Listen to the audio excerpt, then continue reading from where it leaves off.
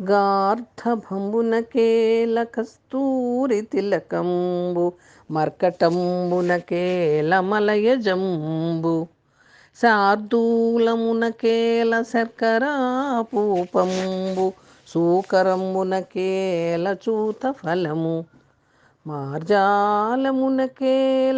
మల్లెపూల బంతి గుడ్లగూబలకేల కుండలములు మహిషంబుకేల నిర్మలమైన వస్త్రముల్ బకసంతతికి నేల పంజరంబు ద్రోహ చింతన చేసెడి దుర్జనులకు మధురమైనట్టి నీ నామమంత్రమేల భూషణ వికాస శ్రీధర్మపుర నివాస దుష్ట సంహార నరసింహ దురిత దూరా.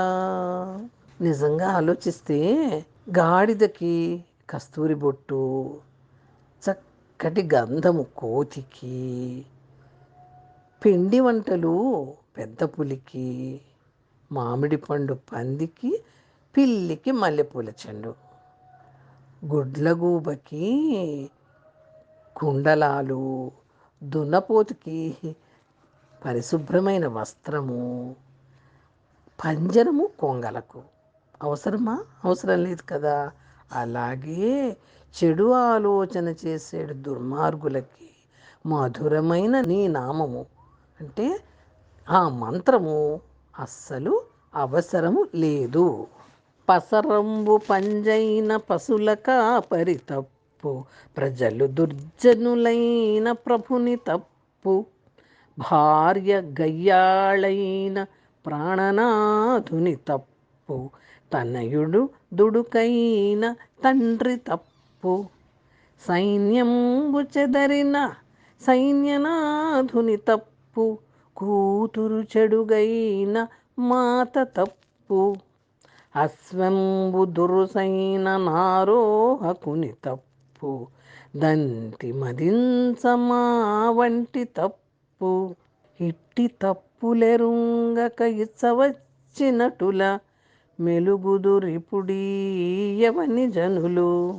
భూషణ వికాస శ్రీధర్మపుర నివాస దుష్ట సంహార నరసింహ దురిత దూరా.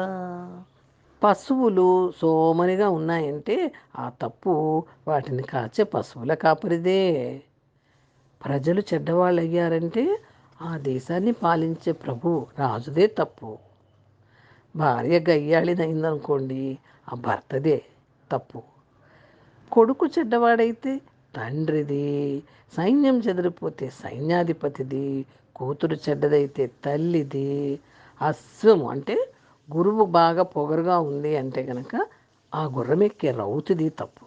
ఏనుగు మదించి పొగరెక్కి బాగా ఎదురు తిరుగుతుంది అంటే ఆ మావటి వాడిదే తప్పు.